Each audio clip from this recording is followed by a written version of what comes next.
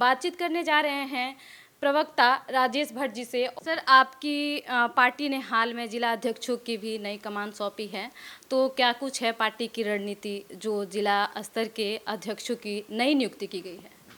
जैसा कि हमारे राष्ट्रीय अध्यक्ष आदरणीय श्री चिराग पासवान जी ने कहा है कि हम पार्टी को समृद्ध करने में, पार्टी को मजबूत करने का मेरा एक सूत्री कार्यक्रम अभी चल रहा है। आशीर्वाद यात्रा के तहत जहाँ जहाँ जा रहे हैं, आपने देखा होगा कि पूरे प्रदेश में एक जन सैलाब उमड़ता है और ये उनके प्रति लोगों की बढ़ती हुई आस्था का प्रतीक है। मैं समझता हूँ कि ये उसी की कड़ी है।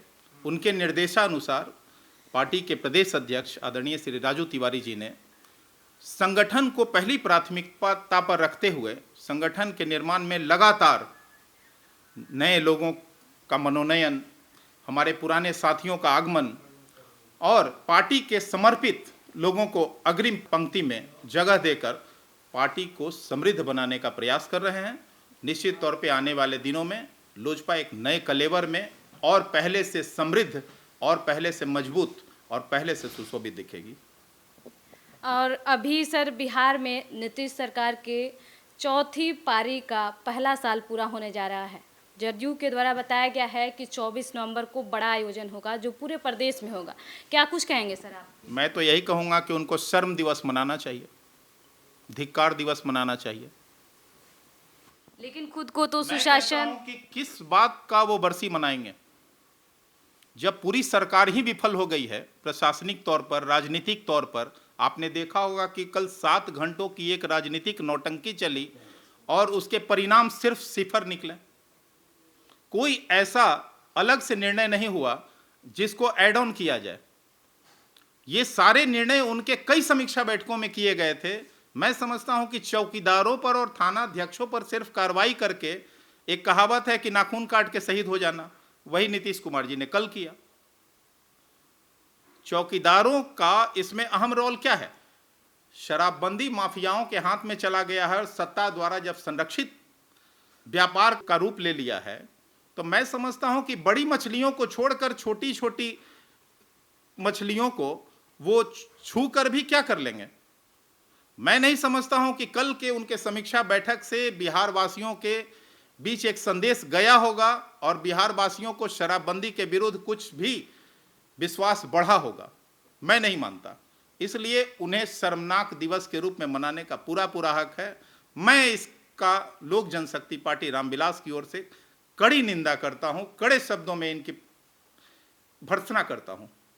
सर, उपेंद्र कुशवाहा ने भी समीक्षा बैठक से पहले कहा था कि ये जो शराबबंदी का खेल है ये फेल क्यों हो रहा है। उन्होंने सीधे तरीके से बताया था कि प्रशासनिक स्तर से जो अधिकारी हैं वो साथ नहीं देते हैं। तो कहीं ना कहीं नीतीश कुमार ने क्या कुशवाहा के बयान को दरकिनार कर दिया? इस 7 घंटे की बैठक में कुशवाहा के बयान पर उन्होंने गौर नहीं किया, या फिर क्या कुछ है सर? मैं कहता हूं कि नीतीश कुमार जी अहंकार से इतने लबरेज हैं कि अपने लोगों की बात सुनते कहां हैं। ये बहुत बड़ी बात है और मैं इसके लिए सैल्यूट करता हूं उपेंद्र कुशवाहा जी को कि उन्होंने सच कहने का और अपने सरकार को आईना दिखाने का प्रयास किया है। उन्होंने खुले शब्दों में एक बयान जारी किया है कि बिहार में जो शराबबंदी फेल है उसमें 80% से ज़्यादा प्रशासनिक और राजनीतिक संरक्षण के द्वारा ये शराब का खेल और कारोबार जो है फल फूल रहा है। इससे बड़ी बात और क्या होगी?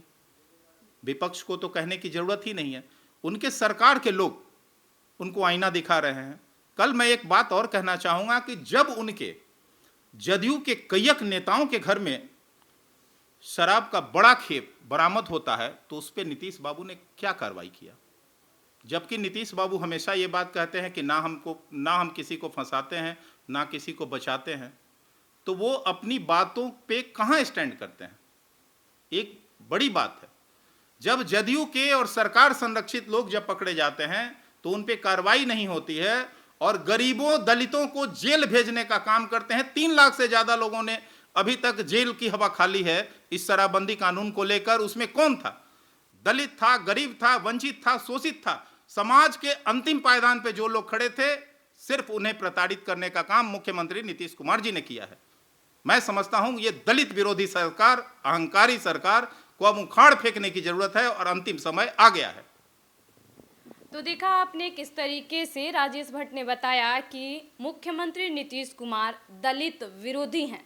क्या इसका असर उन्हें उनकी सरकार पे पड़ेगा, क्योंकि सबसे अधिक शराबबंदी कानून से प्रताड़ित दलित वर्ग के लोग हैं। फिलहाल देखना दिलचस्प होगा कि मुख्यमंत्री की शराबबंदी पर सख्ती कितनी कामयाब होती है। फिलहाल दिनमान टाइम्स को आप सब्सक्राइब करें। आप अगर फेसबुक पे देख रहे हैं तो लाइक करें और ट्विटर पे देख रहे हैं तो फॉलो करें।